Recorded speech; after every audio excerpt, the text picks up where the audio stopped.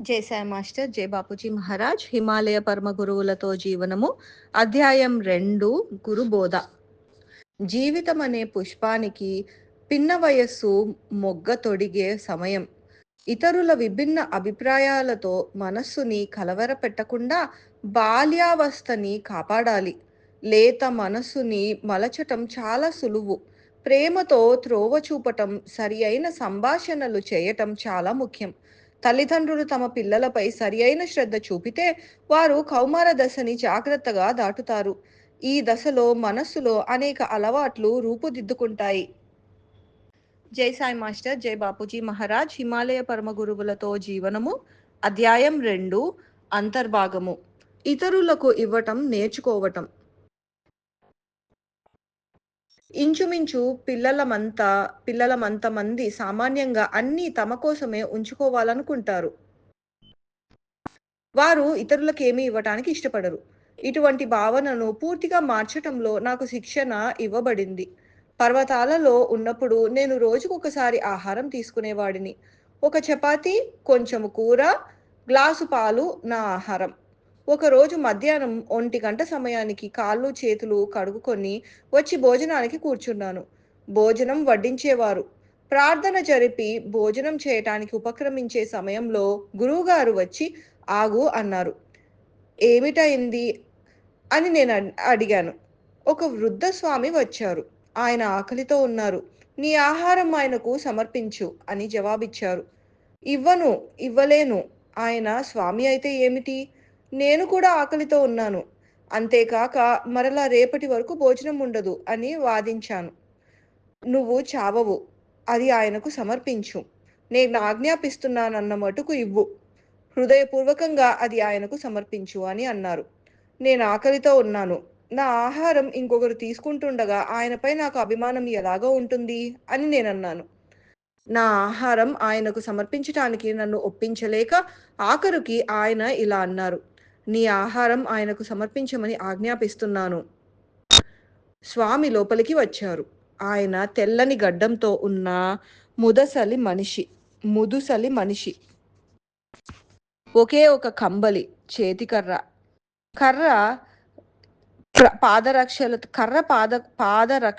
రక్షకలతో ఆయన పర్వతాలలో ఒకరే ప్రయాణం చేస్తున్నారు.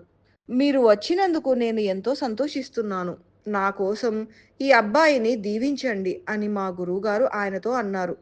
మీ ఆశీస్సులు నాకు అక్కరలేదు. నేను ఆకలితో ఉన్నాను. నాకు ఆహారం కావాలి అని నేనన్నాను. ఈ బలహీనమైన క్షణంలో నీవు నిగ్రహం కోల్పోతే జీవిత సంగ్రామంలో ఓడిపోతావు. నీ ఆహారం ఆయనకు సమర్పించు. మొదటగా ఆయనకు నీళ్లు ఇచ్చి వారి కాళ్ళు కడుగు అని గురువుగారు అన్నారు. ఆయన చెప్పినట్టు చేశాను. కానీ అది నాకు ఇష్టం లేదు. దాని అర్థం కూడా బోధపడలేదు. ఆయన కాళ్ళు కడిగి ఆయనను ఆశీస్సులిమ్మని కోరి ఆయనకు నా ఆహారం సమర్పించాను. ఆయన 4 దినముల నుండి భోజనం చేయలేదని తర్వాత తెలిసింది. ఆయన భోజనం చేసి, దేవుడు నిన్ను రక్షించుగాక.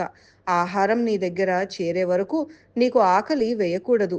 ఇది నీకు నా ఆశీస్సులు ఇది నీకు నా ఆశీస్సు అని ఆయన అన్నారు. ఇప్పటి వరకు ఆయన మాటలు నా చెవిలో ప్రతిధ్వనిస్తూ ఉంటాయి. ఆ రోజు మొదలు నేను ఆకలి అన్న కోరిక నుండి విముక్తుడని అయ్యాను.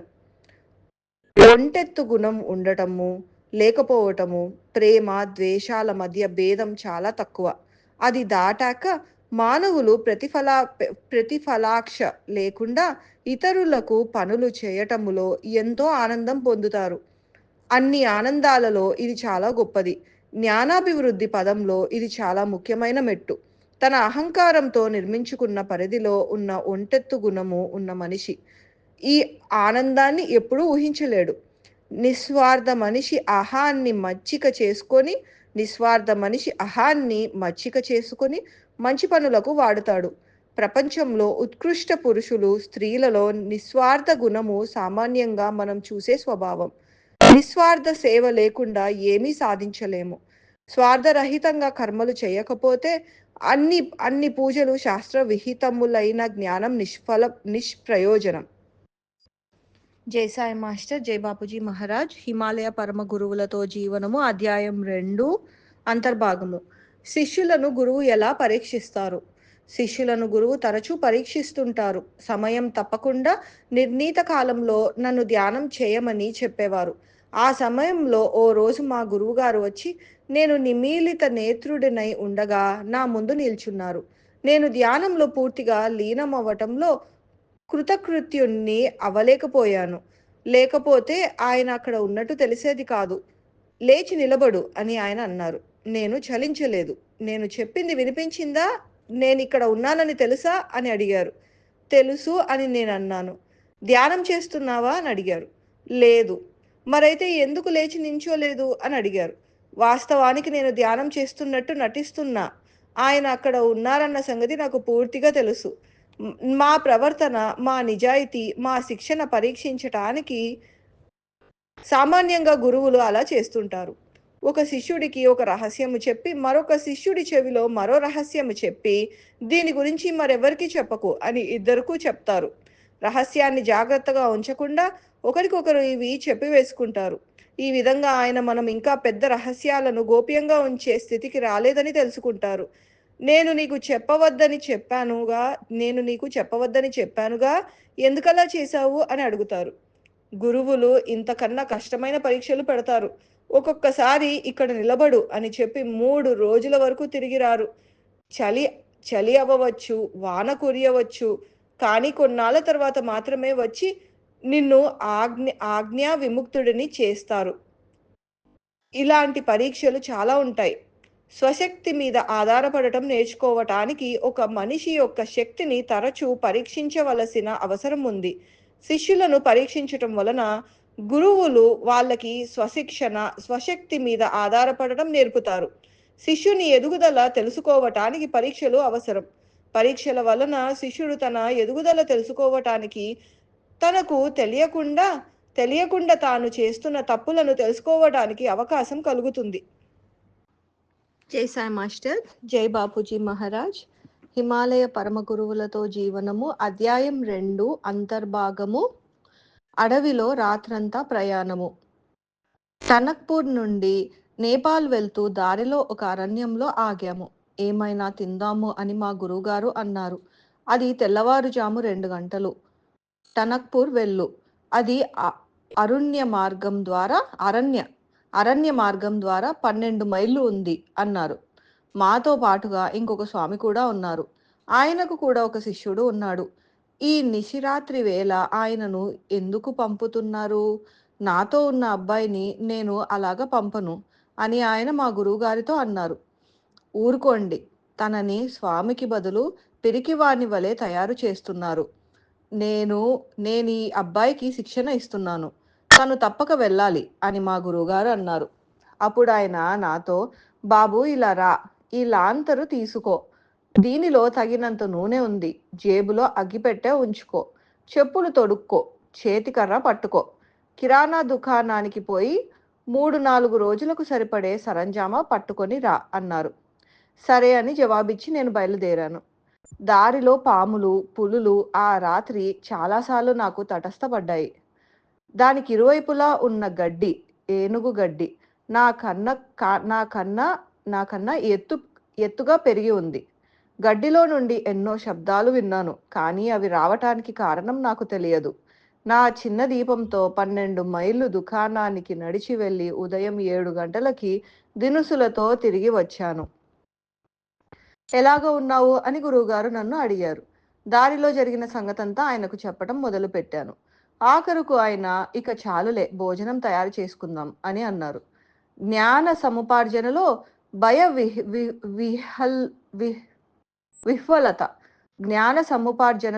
విహ్వలత ఒక ముఖ్యమైన అంశము. ఎప్పుడూ భయం లేకుండా ఉండగలిగిన వారు గొప్పవారు. జ్ఞాన సముపార్జన పదంలో ఏ భయాలు లేకుండా ఉండటం ఒక ముఖ్యమైన మెట్టు. జై సాయి మాస్టర్. జై బాపూజీ మహారాజ్. హిమాలయ పరమ గురువులతో జీవనము అధ్యాయం 2 అంతర్భాగము. వరదలోనున్న నదిని దాటడం. విద్యార్థులు ఎంతమందైనా ఉండవచ్చు, కానీ శిష్యులు కొద్దిమందే ఉంటారు. చాలామంది విద్యార్థులు మా గురువుగారి వద్దకు వచ్చి, దయచేసి నన్ను మీ శిష్యుడిగా స్వీకరించండి అని కోరేవారు. ఆయనకు పరిచర్యలు చేస్తూ, పాడుతూ, చదువు నేర్చుకుంటూ, శిక్షణ పొందుతూ తమ శ్రద్ధను చూపేవారు. ఆయన దానికి ప్రతిస్పందించలేదు. ఒకరోజు ఉన్న 20 మంది విద్యార్థులను పిలిచారు. పదండి వెళ్దాము అన్నారు. అందరూ కలిసి దక్షిణ భారతదేశంలోనున్న తుంగభద్ర నది ఒడ్డుకు ఆయనను అనుసరించాము. అది ఎక్కువ వెడల్పుగా ఉంది. నది భరితంగా పొంగి ప్రవహిస్తుంది. ఆ నదిని ఎవరు దాటగలరో వారు నా శిష్యులు అని ఆయన అన్నారు. అయ్యా, నేను ఈ పని చేయగలనని మీకు తెలుసును. కానీ నేను ఇంటికి వెళ్లి పూర్తి చేయవలసిన పని ఉంది అని ఒక విద్యార్థి అన్నాడు. అయ్యా, నాకు ఈత కొట్టడం రాదు అని మరొక శిష్యుడు అన్నాడు. నేనేమీ అనలేదు. ఆయన చెప్పినదే వినగానే నేను నదిలో దూకాను. నేను నదిని దాటుతుంటే ఆయన నిశ్చలంగా కూర్చున్నారు. నది బాగా వెడల్పుగా ఉంది. దానిలో చాలా మొసళ్ళు ఉన్నాయి. పెద్ద పెద్ద దుంగలు ప్రవాహంతో దొర్లుకొని వస్తున్నాయి. కానీ నాకు అవేమీ పట్టలేదు. నా మనస్సంతా నాకిచ్చిన సవాలును పూర్తి చేసే ఏకైక లక్ష్యంతో ఉంది. సవాళ్ళంటే నాకెంతో సరదా. సవాళ్లను ఎల్లప్పుడూ సంతోషంతో స్వీకరించేవాడిని. నా శక్తిని నేను తెలుసుకోవటంలో నాకెప్పుడూ ఆనందం ఉండేది. అలసిపోయినప్పుడు తేలియాడుతూ నదిని దాటడంలో కృతకృత్యుడినే అయ్యాను. తను నా శిష్యుడని అతను చెప్పలేదు. అయినా నదిలో దూకాడు అని గురువుగారు తక్కిన విద్యార్థులతో అన్నారు. వారి శక్తి తెలుసుకోగలిగే చేరికలో నేను వారి వద్ద ఉన్నాను. ఆయన తన శిష్యులు నదిని దాటాలని ఉంది. నేనిక్కడ ఉన్నాను. నేనీ పని చేయగలను. వారిక్కడే ఉన్నారు కాబట్టి ఇదొక పెద్ద పని కాదు. నేనెందుకీ పని చేయలేను అని నేను ఆలోచించాను. నా నమ్మకం, పట్టుదల అంత దృఢంగా ఉన్నాయి. జ్ఞాన సముపార్జన అనే నిచ్చెన ఎక్కడానికి పట్టుదల, నమ్మకము అనేవి 2 ముఖ్యమైన మెట్లు. అవి లేకుండా జ్ఞాన సముపార్జన అనే పదము వ్రాయవచ్చు, మాట్లాడవచ్చు, కానీ ఎప్పటికీ సాధించలేము. నమ్మకము లేకపోతే కొంతవరకు జ్ఞానాన్ని సాధించవచ్చు. కానీ నమ్మకంతో మాత్రమే మనలోని సూక్ష్మాంతరాలను చూడగలుగుతాము. అడ్డంకులు, భంగపాట్లు నుండి భయపడే శక్తి, పట్టుదలను మనకు నమ్మకం ఇస్తుంది. సంకల్ప శక్తి సహాయంతో చేయలేని పనులేవీ లేవని మన వేదాలు చెబుతున్నాయి. ప్రపంచంలోని గొప్ప నాయకులు చేస్తున్న గొప్ప కార్యాల వెనుక ఈ శక్తి ఉంది. నేనది చేస్తాను, నేనది చేయాలి, అది చేయగలిగిన మార్గము నా దగ్గర ఉంది అని ఆ శక్తితోనే అటువంటి నాయకులు అంటారు. ఆంతరంగికంగాను బహిర్ముఖంగాను విజయం పొందటానికి మూలాధారమైన సంకల్ప శక్తిని పెంపొందించుకోవటానికి అది సహాయపడుతుంది. ఈ పట్టుదల ఉన్న వ్యక్తి తను అనుకున్నది తప్పక సాధించగలడు. జై సాయి మాస్టర్, జై బాపూజీ మహారాజ్. హిమాలయ పరమ గురువులతో జీవనము, అధ్యాయం 2, అంతర్భాగము. మా గురువుగారికి నేనిచ్చిన దక్షిణ. మా గురువుగారికి నేనేమి దక్షిణ ఇచ్చానో చెప్తాను.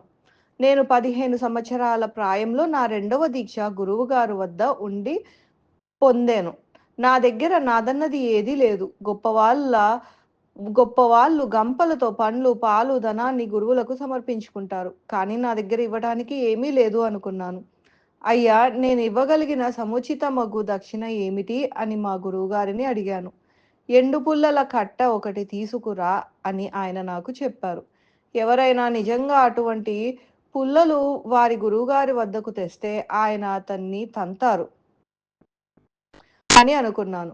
అయినా ఆయన చెప్పినట్లు చేశాను. ఆయన వద్దకు ఒక ఎండు పుల్లల కట్టను తెచ్చాను.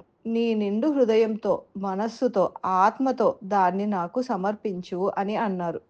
ఆయన్ని చూసి ఇలా అనుకున్నాను. ఈయన చాలా జ్ఞానవంతులైన వారు, చదువుకున్నవారు. ఈయనకు ఇవాళ ఏమైంది? ఇది నువ్వు నాకు ఇవ్వగలిగిన గొప్ప కానుక. నాకు ప్రజలు వెండి, బంగారము, భూములు, గృహాలు ఇవ్వాలనుకుంటారు. ఈ వెలగల వస్తువులు నాకు ఏమీ కావు అని అన్నారు. ఎండు పుల్లల కట్టె గురువుగారికి సమర్పించినప్పుడు శిష్యుడు జ్ఞాన సముపార్జన పదంలో నడవటానికి సిద్ధంగా ఉన్నాడని గురువుగారు అర్థం చేసుకుంటారని మా గురువుగారు విశదీకరించారు. నా గతం నుండి నన్ను విముక్తుడిని చేయటము, నా పాడు ఆలోచనలన్నిటినీ జ్ఞానం అనే జ్వాలలో భస్మం చేయండి అని దాని అర్థం. నీ పూర్వ కర్మలు నీ భవిష్యత్తును తాకకుండా ఈ ఎండు పుల్లలను భస్మం చేస్తా. ఇప్పుడు నీకు నూతన జన్మని ప్రసాదిస్తాను. గతంలో జీవించకు, వర్తమానంలో నివసించు, జ్ఞాన మార్గంలో వెళ్ళు అని అన్నారు.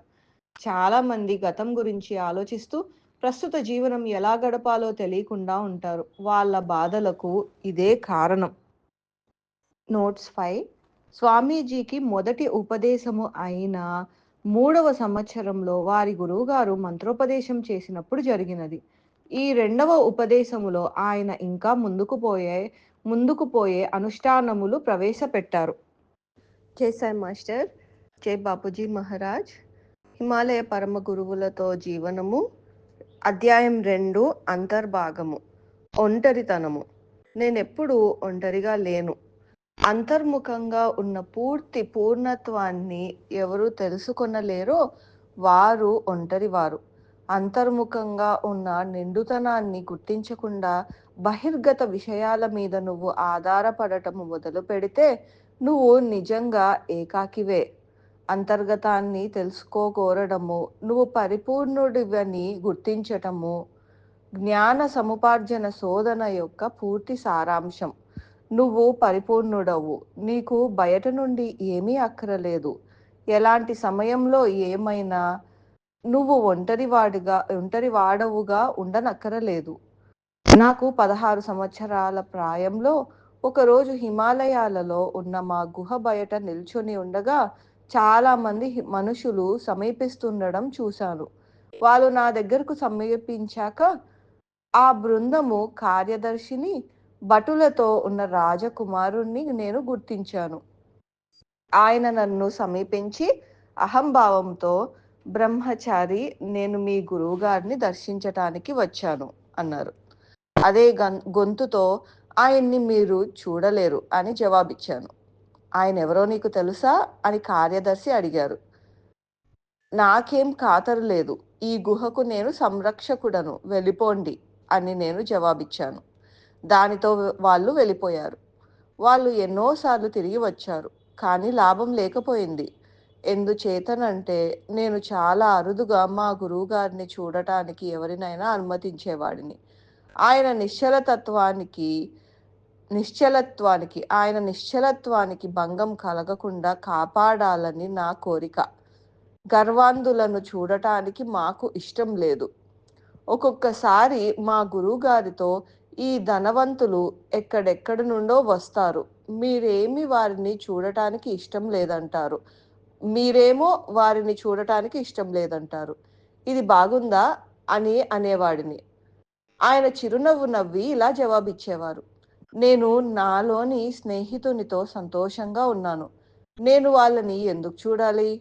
వీళ్ళు నిజమైన ఆపేక్షకులు కారు. వారికి ప్రాపంచిక విషయాలు కావాలి. ఒకరికి సంతానం కావాలి, మరొకరికి గొప్ప హోదా కావాలి. వారికి పారమార్థిక చింత లేదు. వాళ్ళని నన్నెందుకు చూడమంటావు? ఆఖరుకు రాజ్యమేలుతున్న రాజకుమారుడు నేను తన హోదాని ఖాతరు చేయనని గుర్తించి తన ప్రవర్తన మార్చుకున్నారు. మరొకసారి వచ్చినప్పుడు నమ్రతతో, అయ్యా, నేను మీ గురువుగారిని చూడవచ్చా అని అడిగారు. మా గురువుగారు నిశ్చలంగా కూర్చొని ఉన్న గుహలోనికి ఆయన్ని తీసుకువెళ్ళాను. నమ్రతగా ఉండాలని, తన విదేశ సంస్కృతి ప్రవర్తన చూపాలని ఆయనను అనుకున్నారు. అయ్యా, మీరు ఒంటరితనంలో ఉన్నట్టుగా ఉంది అని అన్నారు. మా గురువుగారు, అవును, మీరు వచ్చారు కదా, మీరు రాకముందు నాలోని స్నేహితుణ్ణి సావాసంతో ఆనందిస్తున్నాను. మీరు వచ్చారు కాబట్టి ఒంటరివాడినయ్యాను అని అన్నారు. అన్ని సహవాసాలలో స్వీయ సహవాసం అత్యుత్తమమైనదన్నది సత్యం. తనలోని సత్యమగు ఆత్మ, రియల్ సెల్ఫ్తో ఆనందించటం నేర్చుకునేవారు ఎప్పటికీ ఒంటరివారు కారు. మనలను ఒంటరులను చేసేది ఎవరు? మనని తెలుసునని ప్రేమిస్తున్నామనేవారు మనలను ఒంటరివాడిగా చేస్తారు. మనల్ని ప్రేమిస్తున్న వారు మనకు ఒంటరితనము కలగజేసి వాళ్ళ మీద ఆధారపడేటట్టు చేస్తారు. మనలోని శాశ్వతమైన మిత్రుణ్ణి మర్చిపోతున్నాము. రియల్ సెల్ఫ్‌ని తెలుసుకోవటం నేర్చుకున్నప్పుడు బాహ్యమైన వాటి మీద మనము ఆధారపడం. బాహ్య బంధుత్వాల మీద ఆధారపడటం అనే అవివేకమును పాలద్రోలవలసిన అవసరమున్నది. బంధుత్వము, జీవితము ఒకే అర్థము కలవి, విడదీయలేనివి. లోపలి మిత్రుణ్ణి తెలుసుకున్న వారు అందరినీ ప్రేమిస్తారు. ఇతరుల మీద ఆధారపడరు. వాళ్ళు ఎప్పుడూ ఒంటరివారు కారు. ఒంటరితనము ఒక జబ్బు. ఒంటరిగా సంతోషంగా ఉండమంటే అర్థం సత్యం యొక్క నిశ్చల సహచర్యము, నిరంతర జాగరూకతను ఆనందించడమని. ఇది తెలుసుకున్న తర్వాత రాకుమారుడు రాజసౌధానికి వెళ్ళిపోయి ఈ బోధనలపై లోతుగా ఆలోచించారు. అప్పటి నుండి ధ్యానము చేయటం అభ్యసించారు. తన స్వయంకృతమైన ఒంటరితనం అనే బాధ నుండి విముక్తుడై జీవితాన్ని అనుభవించవచ్చన్న సత్యాన్ని త్వరలో గుర్తించారు. జై సాయి మాస్టర్. జై బాపూజీ మహారాజ్. జై సాయి మాస్టర్. జై బాపూజీ మహారాజ్. హిమాలయ పరమ గురువులతో జీవనము, అధ్యాయం 2, అంతర్భాగము. మాయ విశ్వం యొక్క తెర. ఒక రోజున మా గురువుగారితో నేను ఇలా అన్నాను. అయ్యా, అవిద్య, మాయ అంటే ఒకటేనని బోధించారు. కానీ మాయ అంటే ఏమిటో నేను నిజంగా అర్థం చేసుకోలేదు. ఆయన తరచుగా ప్రయోగాత్మకంగా బోధించేవారు. అందుచేత ఆయన రేపు ఉదయం మాయ అంటే ఏమిటో నీకు చూపిస్తాను అన్నారు. రేపు ఉదయం నేను మాయను తెలుసుకుంటానన్న ఆలోచనలతో ఆ రాత్రంతా నిద్రపోలేకపోయాను. ఎప్పటిలాగే మరుసటి రోజు ఉదయం కాలకృత్యాలకు వెళ్ళాము. తర్వాత కలుసుకున్నాము. గంగానదిలో స్నానం చేశాము. కానీ మాయ యొక్క మర్మము తెలియబడుతుందన్న ఉత్తరాపేక్షతో ధ్యానం చేయటానికి మనసు కలుగలేదు. నా గుహకు తిరిగి వచ్చే మార్గంలో మేము ఒక ఎండిన పెద్ద చెట్టు బోధ దగ్గరకు వచ్చాము. మా గురువుగారు అతి వేగంగా చెట్టు వద్దకు వెళ్ళి తనకు తానుగా ఆ చెట్టుకు పెనవేసుకొని పోయారు. ఆయన అంత వేగంగా పరుగు తీయటము మేమెన్నడూ చూడలేదు. నువ్వు నా శిష్యుడివేనా? అయితే నాకు సహాయం చేయి అని పిలిచారు. బాగుంది, మీరెంతో మందికి సహాయం చేశారు. ఈరోజు మీకు నా సహాయం అవసరం ఉందా? మీకు ఏమిటైంది అని అన్నాను. నేను ఆ చెట్టు గురించి భయపడ్డాను. నన్ను కూడా అది పెనవేస్తుందేమోనన్న భయంతో దాని దగ్గరకు వెళ్ళలేదు. ఈ చెట్టు నన్ను కూడా లోబరుచుకుంటే మా ఇద్దరికి ఎవరు సాయం చేస్తారు అని ఆలోచించాను. నాకు సహాయం చేయి. నా కాళ్ళు పట్టుకొని నన్ను బయటకు పడవేయడానికి నువ్వు చేయగలిగినంత ప్రయత్నం చేయి అని అన్నారు. నేను నా శక్తినంతా ఉపయోగించి ప్రయత్నించాను. కానీ ఆ చెట్టు నుండి ఆయనను విడదీయలేకపోయాను. నా శరీరాన్ని ఈ చెట్టు బోధే పట్టుకుంది అని ఆయన అన్నారు. ఆయనను చెట్టు నుండి విడదీసే ప్రయత్నంలో నేను పూర్తిగా అలసిపోయాను. ఆఖరుకి నేను ఆలోచించేందుకు ఆగి ఆయనతో, ఇది ఎలా సాధ్యం? ఈ చెట్టు బోధకు మిమ్మల్ని పట్టుకునే శక్తి లేదు. మీరేమి చేస్తున్నారు అన్నాను. ఆయన నవ్వి, ఇదే మాయ అన్నారు. మా గురువు శంకరులు వర్ణించిన విధంగా అనాది విద్య విశ్వమాయ గురించి నాకు విశదీకరించారు. అవిద్య ఒక వ్యక్తిగత అజ్ఞానం. మాయ వ్యక్తిగత విశ్వమాయలని రెండు ఉన్నాయని చెప్పారు. మా అంటే లేదు అని అర్థం. యా అంటే అది అని అర్థం. ఎండమావుల వలె తనకు తానుగా లేనిది కానీ ఉన్నట్టుగా కనిపించేది మాయగా చెప్పబడుతుంది. అప్పుడు ఆయన మరో తత్వబోధన గురించి విశదీకరించారు. దానిలో మాయ అంటే విశ్వమాయేగాక విశ్వమాతగా చెప్పబడుతుంది. తంత్ర అధ్యయనంలో మాయ విశ్వశక్తిగానే కాక మూలాధార శక్తిగా, అదే కుండలినిగా భావింపబడుతున్నది. ఒకని జాగృతిని వాస్తవికతపై కేంద్రీకరింపచేస్తే ఈ నిద్రాణ శక్తి మేల్కొనబడి చైతన్య కేంద్రంనకు పంపబడుతుంది. ఎప్పుడైతే మానవునికి ఈ శక్తితో సంపర్కము కలుగుతుందో అతను సులభంగా జాగృతిలోని అత్యుత్తమ స్థాయిని చేరుకుంటాడు. ఎవరైతే ఈ శక్తి యొక్క శక్తిని మేల్కొల్పరో వారు ఎప్పటికీ మృగతుల్యులుగా, అజ్ఞానులుగా మిగిలిపోతారు. ఈ మాయా తత్వాలను వర్ణించిన తర్వాత ఆయన ఇలా అన్నారు. ఏది లేదో దాన్ని నమ్ముతూ, దానికై మన మనస్సును, శక్తిని, వనరులను ఉపయోగిస్తే అది ఉన్నట్టుగా కనపడుతుంది. అదే మాయ. దురదృష్టము, భూతాలు, పాపాలు, అవిద్య లేక మాయ గురించి ఆలోచిస్తూ నిన్ను నీవు ఒత్తిడులకు వ్యాకులపాటు స్థితిలోనూ పెట్టుకోకు. ఆధ్యాత్మిక వ్యక్తులు సహితం తమ ప్రగతిలోని లోపాలకు ప్రపంచాన్ని దుయ్యబట్టడంలో మునిగిపోతారు. ఈ బలహీనత అవరోధాలను కల్పించటంలో ప్రముఖమైనది నిష్కపటత్వము, నిష్కపటత్వము, న్యాయబుద్ధి, స్వామి భక్తి, సత్యపర్వతముల కొరతల వలన మనమేమిటో మనం గ్రహింపలేకున్నాము. మనము మన బలహీనతలను ప్రదర్శిస్తూ ప్రాపంచిక వస్తువులే మన అడ్డంకులకు బలహీనత మూలమని తలపోస్తున్నాము. బంధరాహిత్యాన్ని, నిరంతర జాగరూకతని అభ్యసించవలసినదిగా ఆయన నాకు చెప్పారు. బలమైన దాస్య శృంఖలాలు ఈ మమకారం, అటాచ్మెంట్ వల్ల సృష్టించబడతాయి. ఇవి మనిషిని బలహీనుడిగా, అజ్ఞానుడిగా, పరిపూర్ణ సత్యాన్ని తెలియని వానిగా చేస్తాయి. మాయ లేక భ్రమ బంధనంలో నాటుకొని ఉంది. మనం ఒక విషయానికి ఆకర్షింపబడి ఉంటే, లేక కోరిక కలిగి ఉంటే అది మాయకు మూలస్థానం అవుతుంది. ఎవరైతే బంధనాల నుండి విముక్తులవుతారో, తమ ఆకాంక్షలను ఆధ్యాత్మిక వికాసం వైపు మళ్లిస్తారో వారు మాయ, భ్రమల దాస్యం నుండి విముక్తులవుతారు. ఎంత తక్కువ బాధలుంటే అంత అంతర్శక్తి ఉంటుంది. ఎంత అంతర్శక్తి ఉంటే లక్ష్యానికి అంటే దైవానికి అంత దగ్గర అవుతారు. బంధరాహిత్యము, పరిపూర్ణ సత్యపు నిరంతర జాగరూకత అయిన వైరాగ్య అభ్యాసములలో పక్షి యొక్క 2 రెక్కల లాంటివి. అవి మృత్యుతలము నుండి అమరత్వపు ఎత్తులకు ఎగరేసుకుపోగలవు. మాయ, భ్రమతో తమ రెక్కలు కత్తిరింపబడడానికి ఎవరు అనుమతింపరో వారు పరిపూర్ణత్వాన్ని సాధించగలరు.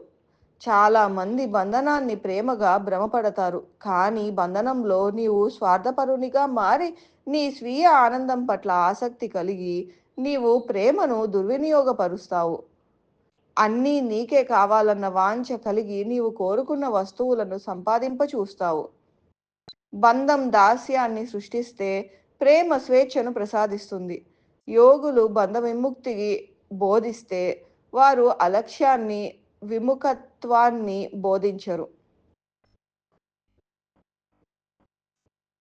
కానీ సత్యంగా, స్వార్థరహితంగా ఇతరులను ఎలా ప్రేమించాలో తెలియజేస్తారు. సవ్యంగా అర్థం చేసుకుంటే బంధరాహిత్యం అంటే ప్రేమ.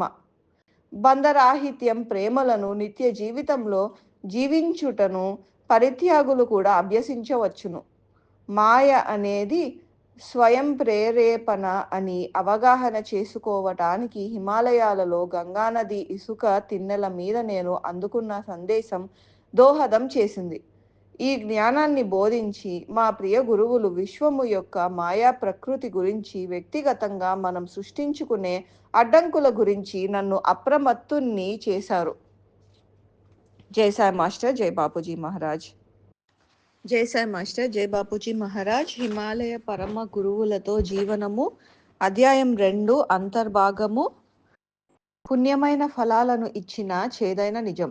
మా గురువుగారితో ప్రయాణం చేస్తూ జరిగిన ఒక సంఘటన నాకు గుర్తుకు వస్తుంది. మా ప్రయాణ మార్గంలోని ఒక పట్టణంలో స్టేషన్ మాస్టర్ గారు నా వద్దకు వచ్చి, నేను ఆచరించడానికి ఏమైనా సెలవియండి, నేను త్రికరణ శుద్ధిగా దానిని పాటిస్తానని మాట ఇస్తున్నాను అని చెప్పారు. ఏదైనా నిర్దిష్టమైనది ఆచరించటానికి ఆయనకు ఇయ్యి అని గురువుగారు నాతో అన్నారు. ఒక అవివేకి మరొకనికి తప్పు మార్గం చూపడం ఏమిటి? మీరే ఆయనకు ఉపదేశిస్తే బాగుంటుంది అని అన్నాను. ఈ రోజు నుంచి అబద్ధాలు ఆడకు. వచ్చే 3 మాసాలు దీన్ని శ్రద్ధగా పాటించు అని గురువుగారు అన్నారు. ఆ ప్రాంతంలో రైల్వే పనివారలలో చాలామంది నీతి రహితులు, లంచాలు తీసుకునేవారు. ఆయన ఇక లంచాలు తీసుకోకూడదని, అబద్ధాలు ఆడకూడదని నిశ్చయించుకున్నారు. ఆ వారంలోనే ఆయన వద్ద పనిచేస్తున్న వారి గురించి విచారణ జరపడానికి ప్రధాన కార్యాలయం నుండి పర్యవేక్షకుడు వచ్చారు. నిజాయితీతో పర్యవేక్షకుడు వేసిన పరిశీలనాత్మక ప్రశ్నలకు స్టేషన్ మాస్టారు జవాబులిచ్చారు. ఈ విచారణ వల్ల తనతో పనిచేస్తున్న వారందరికీ చాలా హాని కలిగింది. స్టేషన్ మాస్టర్తో సహా లంచాలు తీసుకుంటున్న 50 మంది పనివారు దండనలకు గురి అయ్యారు. అయ్యో! ఇంకా ముందు ముందు నాకేమవుతుందో అని ఆయన వ్యధ చెందారు. కొన్నాళ్లలో భార్య, బిడ్డలు ఆయనను వదిలివేసి వెళ్ళిపోయారు. ఒక్కసారి ముట్టుకుంటే కాలిపోయే పేక మేడలాగా ఆయన జీవితం కూలిపోయింది. అత్యంత వ్యధతో స్టేషన్ మాస్టర్ గారు ఉన్న రోజున మేము అక్కడికి 300 మైళ్ళ దూరంలో ఉన్న నర్మదా నది తీరంలో ఉన్నాము. ఒక చెట్టు నీడన విశ్రమిస్తున్న మా గురువుగారు అకస్మాత్తుగా నవ్వడం మొదలుపెట్టారు. ఏమవుతున్నదో నీకు తెలుసా? అబద్ధాలాడకు అని నేను ఆదేశించిన ఆయన జైలులో ఉన్నారు అని అన్నారు.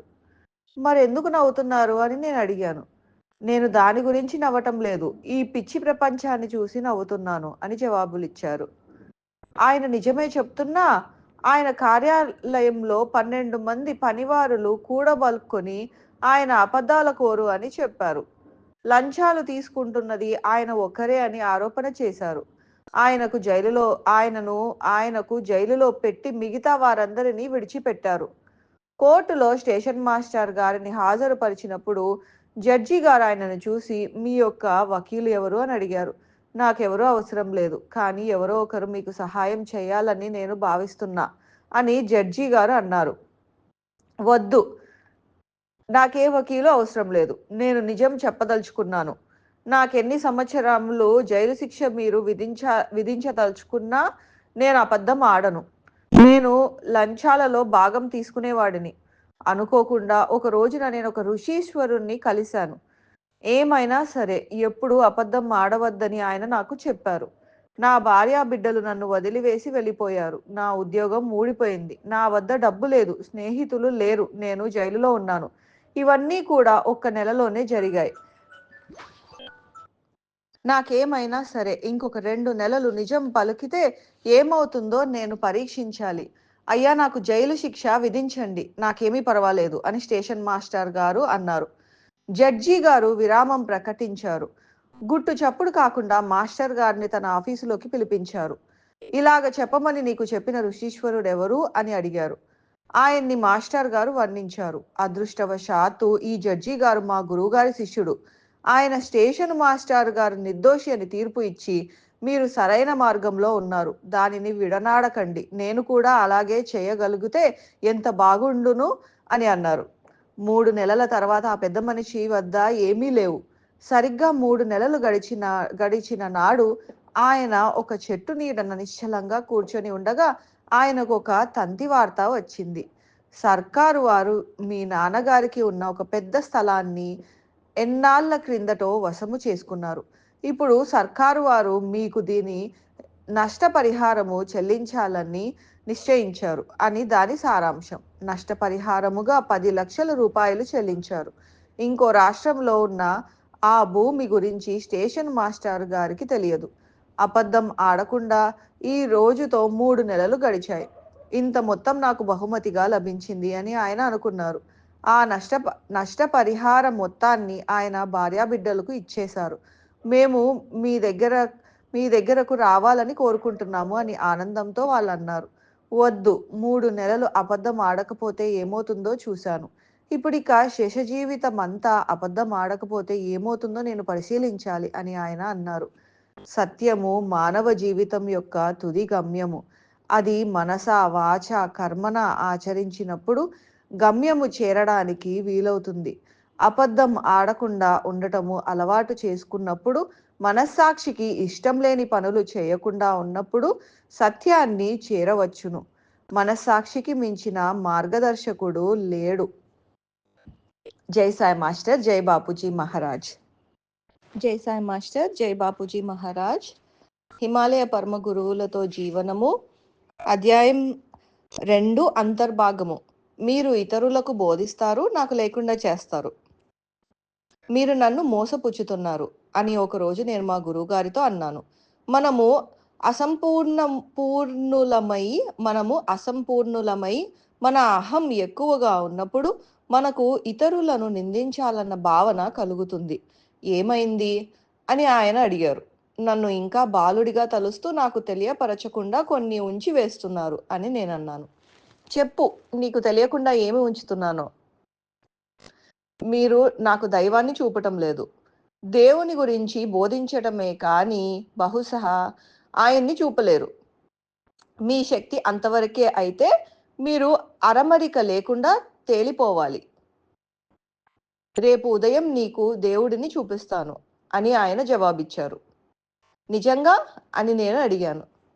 తప్పకుండా, కానీ నీవు దానికి సంసిద్ధుడవై ఉన్నావా అని ఆయన అడిగారు. నిద్రపోయే ముందు క్రమం తప్పకుండా ధ్యానం చేస్తుండేవాడిని, కానీ ఆ రాత్రి నేను ధ్యానం చేయలేకపోయాను. మరుసటి రోజు ఉదయము దేవుడిని చూడగలుగుతున్నానన్న దృఢ విశ్వాసం. మరింకెందుకు ధ్యానం? మంచి ఉద్రేకము, కలతలతో ఆ రాత్రంతా నిద్రపోలేదు. ఉదయమే మా గురువుగారి వద్దకు వెళ్ళాను. స్నానమే చేయలేదు. మా గురువుగారు దేవుడిని చూపిస్తానన్నప్పుడు స్నానానికి సమయం తీసుకోవడం ఏమిటి అని అనుకున్నాను. చెంప వేసుకొని జుట్టుని సవరించుకొని ఆయన ముందుకు హాజరయ్యాను. కూర్చో అని ఆయన అన్నారు. ఇప్పుడు నాకు దేవుడిని చూపిస్తారు అని అనుకున్నాను. నేను అరుదుగా వినమ్రతతో ఉండేవాడిని, కానీ ఉదయం మటుకు ఎంతో వినమ్రుడిని అయిపోయాను. ఆయనకు ఎన్నోసార్లు నమస్కరించాను. నీకేమిటైంది? ఏమిటి విచిత్ర ప్రవర్తన అని నన్ను చూసి అడిగారు. ఏమిటి అసాధారణ ప్రవృత్తి అని అన్నారు. మర్చిపోయారేమిటి? దేవుడిని నాకు చూపిస్తానని మాట ఇచ్చారు అని అన్నాను. సరే, ఏ రకమైన దైవాన్ని చూడడానికి నీవు సిద్ధంగా ఉన్నావు చెప్పు అని ఆయన అన్నారు. ఏమిటండి, అన్ని రకాల దేవుళ్ళు ఉన్నారా అని అడిగాను. దేవుడంటే నీ ఊహ నిర్వచనము ఏమిటి? వాటికి తగ్గట్టే ఉన్న దేవుడిని నీకు చూపిస్తాను. వాళ్ళ మనస్సుల్లో, హృదయంలోనూ దేవుడంటే ఒక నిశ్చయ భావన లేకుండానే దేవుడిని ప్రతి ఒక్కరూ చూడాలనుకుంటారు.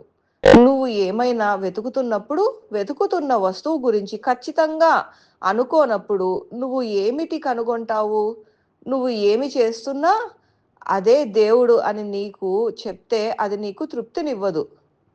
దైవము నీలోనే ఉన్నాడు అని నేనంటే అది కూడా నీకు తృప్తినివ్వదు. నేను నీకు దైవాన్ని చూపిస్తే అది దేవుడు కాదు అని నువ్వంటే నేనేం చేసేది? అందుచేత నువ్వు దైవాన్ని ఎలాగ ఊహిస్తున్నావో చెప్తే ఆ దైవాన్ని నీ ముందు ఉంచుతాను అని ఆయన అన్నారు. ఒక నిమిషం ఆగండి, నన్ను ఆలోచించుకొనివ్వండి అని ఆయనతో అన్నాను. దైవము నీ ఆలోచన పరిధిలో లేదు. నీవు ధ్యాన ఆసనానికి వెళ్ళి నువ్వు సిద్ధముగా ఉన్నప్పుడు నాకు తెలియజేయి. నువ్వు ఎటువంటి దైవాన్ని చూడాలనుకుంటున్నావో నిశ్చయించినప్పుడు నన్ను ఏ సమయమైనా సరే వచ్చి కలుసుకో. నేను అబద్ధం చెప్పను. దైవాన్ని నీకు చూపిస్తాను. నీకు దైవాన్ని చూపడం నా విధి అని ఆయన అన్నారు. దేవుడు ఎలాగ ఉంటారో అని ఎంత ఊహించటానికి ప్రయత్నించినా నా భావన మానవాకారాన్ని దాటి వెళ్ళలేదు. నా మనస్సు వృక్షరాజ్యాన్ని, తర్వాత పశురాజ్యాన్ని, తర్వాత మనుషుల మీద లగ్నమైంది. మంచి దేహదారుఢ్యము ఉన్న అందగాడిని ఊహించాను. దేవుడిలాగా ఉంటాడు అని అనుకున్నాను. అప్పుడు నేను ఒక తెలివిలేని కోరిక అడుగుతున్నానని అర్థం చేసుకున్నాను. మనస్సులో స్పష్టత లేనప్పుడు నేనేమి అనుభూతి పొందగలను? ఆఖరుకి మా గురువుగారి వద్దకు వెళ్ళి, అయ్యా, ఏ దైవం అయితే మన బాధల నుండి విముక్తుడిని చేసి ఆనందాన్ని ఇవ్వగలడో ఆ దైవాన్ని చూపించండి అన్నాను. అటువంటి సమత్వము, అటువంటి సమత్వము, శాంతి ఉన్న పరిస్థితి పొందడానికి నువ్వు నీ అంతటా కృషి చేయాలి అని ఆయన అన్నారు. స్పష్టత గల మనస్సు లేకుండా దేవుడిని చూద్దామన్న కోరిక చీకటిలో చేతులతో తడిమినట్టు ఉంటుంది. మానవ మనస్సుకు హాద్ తన హాద్దులంటూ ఉంటూ ఉంటూ తన పరిమిత సాధనాలకు వీలైనంత దృశ్యకరణ మాత్రమే చేసుకోగలదని నేను తెలుసుకున్నాను. ఏ మానవుడు కూడా దేవుని గురించి స్పష్టంగా చెప్పలేడు. మనసుతో దైవాన్ని ఊహించలేడు. దైవమే సత్యం, ప్రేమకి ఉత్పత్తి సాధనం. అప్రతిహతమైన సత్యం మరియు విశ్వాన్ని సృష్టించిన వాడు అని చెప్పవచ్చు. కానీ ఇవన్నీ ఆచరణ యోగ్యం కాని ఆలోచనలు. ఇవి దైవాన్ని చూడాలన్న కోరికని సంతృప్తి పరచలేవు. మరి అలాంటప్పుడు చూడడానికి ఏముంది? కానీ నిజానికి దైవాన్ని మానవ నేత్రాలతో చూడలేము. తనలోని ఆత్మని, తద్వారా ఇతరుల ఆత్మలను సాక్షాత్కరింప చేసుకోగలగటంతో దైవాన్ని సాక్షాత్కరింప చేసుకోవచ్చును. నాకు దైవాన్ని చూడాలని ఉంది. గురువుగారు దైవాన్ని చూపడం లేదు. గురువుగారు నాకు కావలసినది ఇవ్వడం లేదు అన్న అభిప్రాయం ఉన్నప్పుడు అతడు అది గురువుగారి విద్యుక్త ధర్మం కాదని తెలుసుకోవాలి. అనుచితమైన కోరికలు కోరుతున్నామని తెలుసుకోవాలి. గురువుగారిని కోరడం బదులు నువ్వు అంతర్గతంగా పరివర్తన చెందాలి. భగవంతుడు నీలోనే ఉన్నాడు. నీలోనే ఉన్న దానిని తెలుసుకోవడం తనకు తాను తెలుసుకోవడంపై ఆధారపడి ఉన్నది. ఎవరు భగవంతుని మరొకరికి చూపలేరు. ఒకడు తనంతట తానుగా తన నిజమైన ఆత్మను తెలుసుకోవాలి. తత్ఫలితంగా అందరి ఆత్మలను అతడు తెలుసుకోగలడు. అదే దైవం, అదే భగవంతుడు. అజ్ఞాన స్థితిలో ఒక విద్యార్థి భగవంతుని ఒకానొక జీవి అని భావించి ఆ భగవంతుని దేనినైనా ఒక దానిని తాను బాహ్య ప్రపంచంలో ఎలా చూస్తున్నాడో అచ్చం అలాగే దర్శించాలని కోరుకుంటాడు. అది ఎన్నటికీ జరగదు. కానీ అతడు సత్యమే భగవంతుడు అని తెలుసుకొని ఆ సత్యాన్ని వాచ కర్మన అభ్యసిస్తే భగవంతుని తత్వం గురించి అతనికున్న అజ్ఞానం తొలగిపోయి తనంత తాను తెలుసుకోవడం ఉదయిస్తుంది. జై సాయి మాస్టర్, జై బాపూజీ మహారాజ్. జై సాయి మాస్టర్, జై బాపూజీ మహారాజ్. హిమాలయ పరమ గురువులతో జీవనము, అధ్యాయం 2, అంతర్భాగము. సత్ప్రవర్తన నియమావళి తప్పనిసరిగా ఉండవలెను. నంతిన్ బాబా నివసించే రామ్గర్ అడవులకు నేను తరచూ వెళ్ళేవాడిని. 6 సంవత్సరాల ప్రాయం నుండి ఆయన కఠినమైన అలవాట్లు, ఆధ్యాత్మిక శిక్షణను పాటిస్తూ వస్తున్నారు. మేమిద్దరము చాలా పెంకితనాలు చేస్తూ ఉండేవారము. మేము చల్లగా గ్రామంలోకి గుట్టు చప్పుడు లేకుండా ప్రవేశించి ఎవరో ఒకరింటి వంటగదిలోకి చొరబడి దొరికినవి తిని మరలా అడవికి తిరిగి వచ్చేసేవారము. గ్రామములో ఇది సంచలనాన్ని సృష్టించేది. కొందరేమో మమ్మల్ని దేవతామూర్తులని తలుస్తే మరికొందరు మమ్మల్ని పిశాచాలుగా భావించేవారు. నైనిటాల్ పట్టణంలోని ధనివంతులకు ఆ ప్రాంతంలో చాలా ఆపిల్ పళ్ళ తోటలు ఉండేవి. ఒకరోజు ఆపిల్ పళ్ళ తోట నుండి పారే కాలువ దగ్గర గడపడానికి వెళ్ళాము. మంట వేసుకోవడానికి సాయంత్రం కట్టెలు ప్రోగు చేశాము. మంటలుంటే అడవుల సంరక్షణ అధికారులకు ఆందోళన ఉంటుంది. తోటలో మా కొరకు నిప్పు రాజేసుకున్నాము. తోట యాజమాని మమ్మల్ని చూసి తన విలువైన పండ్లను దొంగతనం చేయటానికి వచ్చామని భావించారు. ఆయన చాలా పిసినారి, లోబి. నేల మీద రాలిన ఆపిల్ పండ్లను ఏరుకోవటాన్ని ఏ యాజమాని అభ్యంతర పెట్టడు. ఆయన ఒప్పుకునేవాడు కాదు. తన కాపలాదారులను కర్రలను పట్టుకొని రమ్మని ఆజ్ఞాపించాడు.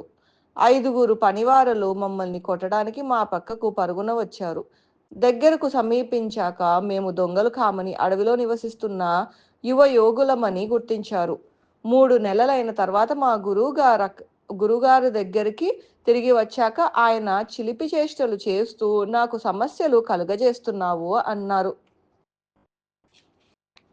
నేను అటువంటి పనులేవి చేయలేదు అని జవాబిచ్చాను. పసిబాలుడిని తల్లి సంరక్షిస్తున్నట్లు నేను నిన్ను కాపాడుకోవాలి. ఎప్పటికైనా పెద్దవాడివి అవుతావా? ఇంకొకరి భూములలోకి నువ్వు ఎందుకు వెళ్ళాలి అని అన్నారు. సమస్త వస్తువులు భగవంతునికి చెందుతాయి. దైవ సేవలో ఉన్నవారు వాటిని తప్పక వాడుకోవచ్చును అని నేను జవాబిచ్చాను. ఇటువంటి ఆలోచన సరళి పారమార్థిక బోధనలకు మనకు అనుకూలముగా త్రిప్పుకొనుట తప్పుగా ఉపయోగించుకోవటం అవుతుంది. నీ ఆలోచన సరళిని సరిదిద్దుకోవలసి ఉంది అని మా గురువుగారు జవాబిచ్చారు. అప్పుడు ఆయన నాకు ఈ దిగువ బోధనలు చేశారు. ప్రాథమికమైన వాస్తవిక సర్వ జగత్తు ఎందు వ్యాపించి ఉండునని తెలుసుకొనుము. ఈ లోకమందుండు వస్తువులందించు ఆనందాలకు ఆకర్షితుడవు కాకు. అవి నీ ఆధ్యాత్మిక ప్రగతికి కీడు చేసేవిగా భావించు. ఇతరుల ఆస్తిని కాని, స్త్రీని కాని, ఐశ్వర్యాన్ని కాని ఆశించకు. ఉపనిషత్తులలోని ఈ బోధనలు నీకు గుర్తులేవా? ఇక మీదట సాంఘిక నేరాలు చేసిన, గృహస్థులకు మనస్తాపము కలుగజేసినా నేను నీతో మాట్లాడను అని ఆయన అన్నారు. అప్పుడప్పుడు నాతో మాట్లాడకుండా నన్ను దండించేవారు. ఆయన కోపగించినప్పటి మౌనము నిండు ప్రేమ జ్ఞానముతోనున్న భావార్థకమైన మౌనము నాకు ఇట్టే తెలిసిపోతుంది. అప్పుడు నా వయస్సు ఉరుకులు తీసే 16 సంవత్సరాలు. నేను చాలా చలాకీగా ఉంటూ ఆయనకు ఎల్లప్పుడూ చిరాకు తెప్పిస్తుండేవాడిని. ఓ అబ్బాయి, ఇది నీ తప్పు కాదు, నా తలరాత. నేను చేసిన కార్యములకు సంక్రమించిన ఫలమిది అని తరచుగా అంటుండేవారు. నాకు బాధ వేసి ఆయన బోధనలకు విరుద్ధంగా ప్రవర్తించనని మాటిచ్చేవాడిని. కానీ ఇంతలో మరలా తప్పుగా ప్రవర్తించేవాడిని. కొన్నిసార్లు బాధ్యతారాహితంగా ప్రవర్తించేవాడిని. కొన్నిసార్లు అజాగ్రత్తతో తెలియకుండా తప్పుగా ప్రవర్తించేవాడిని. నా ప్రవర్తన చెడుగా ఉన్న ఈ మహామనిషి నన్నెల్లప్పుడూ ప్రేమించేవారు. ఎప్పుడైతే వ్యక్తి పక్వస్థితి పొందుతాడో అప్పుడు జీవితంలోని సత్యాలను అర్థం చేసుకోవడం మొదలు పెడతాడు. అప్పుడు మనస్సు, వాక్కు, కర్మలను గురించి తెలుసుకోవటం మొదలు పెడతాడు. ఆధ్యాత్మికపు అభ్యాసానికి ఎడతెగని జాగరూకత అవసరము. నైతిక మానసిక శిక్షణని కఠినంగా విధించకూడదు. కానీ శిష్యులు వాటి ఆచరణకు కట్టుబడి ఉండటం నేర్చుకుని మానసిక క్రమశిక్షణ తమ స్వీయ పెరుగుదలకు ఆవశ్యకమని అంగీకరించాలి. అన్ని నిష్టలు తప్పక చేయాలంటూ వాటిని విధించటం సహాయకారిగా కనిపించదు. ఈ విధానం వలన ఏమి చేయొచ్చు, ఏమి చేయకూడదో తెలుసుకోవచ్చును. కానీ ఎలా ఉండాలి అన్నది తెలుసుకోవటం ఎప్పుడూ అవ్వదు. నోట్స్: పర్వత శ్రేణుల్లో నంతిన్ అంటే బాలుడని అర్థం. జై సాయి మాస్టర్, జై బాపూజీ మహారాజ్. జై సాయి మాస్టర్, జై బాపూజీ మహారాజ్. హిమాలయ పరమ గురువులతో జీవనము, అధ్యాయం 2, అంతర్భాగము. శాపములో దీవెన. నాకెప్పుడు అహంకారం కలిగినా నేను క్రిందకు దిగజారిపోయేవాడిని. ఇది నా అనుభవము. నీకు వీలైనంత ప్రయత్నించు. కానీ నీకెప్పుడు అహంకారము కలుగుతుందో, ఎప్పుడైతే స్వార్థం కోసం పనిచేస్తావో నువ్వు అది సాధించలేవు. ఇది నీకు నా శాపం అని మా గురువుగారు అన్నారు. ఆశ్చర్యంతో ఆయన వైపు చూశాను. ఆయన ఏమంటున్నారు? ఇది నీకు నా దీవెన?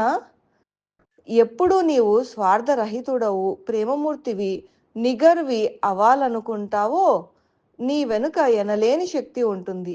మంచిని సాధించటంలో నీకు ఎప్పుడు అపజయము కలుగదు అని అన్నారు. స్వార్థపరుడెప్పుడు తన గురించే ఆలోచిస్తాడు, మాట్లాడతాడు. తన స్వార్థపరత్వము స్వప్రయోజనానికే తయారు చేస్తూ దుఃఖితుడిని చేస్తుంది. అహంకారాన్ని పోగొట్టుకొని పరమాత్మకు వసుడైనప్పుడు ఆత్మజ్ఞానాభివృద్ధికి దారి దగ్గర అవుతుంది. దైవానికి దాసుడవు కమ్ము. సత్సంగం, ఋషుల సహవాసం మరియు తనలోని కేంద్రము మీద తలంపు మానవుని భ్రాంతి అనే బురద నుండి దూరంగా పోవడానికి సాయపడుతుంది. స్వార్థ రాహిత్యానికి కృషి చేస్తే అతిశయము కూడా పవిత్రమవుతుంది. పవిత్రము కాని అతిశయము ఒక సైతాను.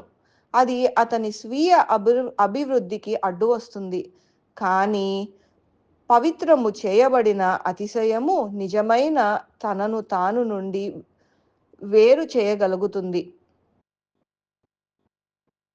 స్వార్థముతో ఉండిపోయిన వాడు తన చైతన్యాన్ని వృద్ధిపరచుకోలేడు. అతిశయముతో తమ చుట్టూ హద్దులు పెట్టుకున్న వారు వారికి వారే బాధలు కొని తెచ్చుకుంటారు. కానీ ఎవరైతే ఇతరులతో తమ ఐక్యతను ఎల్లప్పుడూ జ్ఞప్తిలో ఉంచుకుంటారో వారెప్పుడూ ఆనందంగాను, భయరహితంగాను ఉంటూ జీవితంలో ప్రతి క్షణము ఆనందిస్తుంటారు. స్వార్థరాహిత్యము, వినమ్రత, ప్రేమతో ఉండే వ్యక్తులు మానవాళికి నిజమైన ఉపకారులు. జై సాయి మాస్టర్. జై బాపూజీ మహారాజ్.